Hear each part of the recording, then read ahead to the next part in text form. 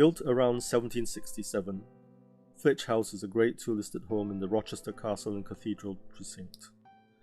It began life as a three-storey double bay-fronted house which lost a bay when half the house was burnt down during the Food Riots of 1796. The second floor was removed in 1955 because of its poor state. Alongside other works, the current owner wants to reinstate the second floor as a contemporary extension, to use as a pleasure lounge with fine views of the Medway River and Rochester Castle. The first stage is to reinstate the third floor of the historic facade with brick coursing, canted bay, dented corners, and sashed windows detailed to match the originals below. Behind this new facade, there is an M-shaped timber frame butterfly roof which spans across the top floor of the existing house. It touches down just once along Gridline K, as it is called on the setting out plans. This is to maximize the openness of the new living space and to ensure no point loads are imposed anywhere on the historic structure to cause damage. A system of flitch beams concealed in the floor deck spread and transfer loads from the new structure evenly onto existing perimeter and partition walls, even where these do not align with the geometry of the new structure.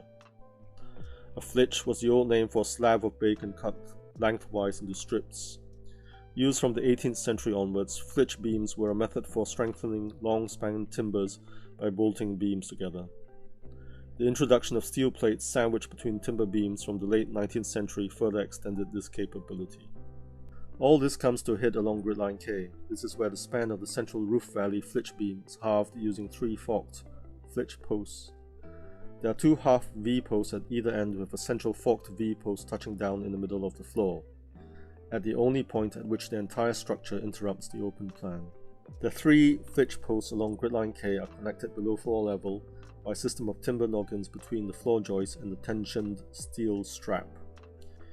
The concealed base plates to each forked post have three separate bolted connections, one to the forked post above, one to the spreader beam below, and another to the steel strap tying the posts together. All connection and splice plates to exposed flitch beams, rafters, and posts are concealed within the structure. You only see the edge of the steel plate, the countersunk bolts, and the joints where the timbers are butted up or spliced into one another. Structural engineer Ian Richards of Allen Baxter Partnership agrees that the design is on the very limit of what is structurally possible.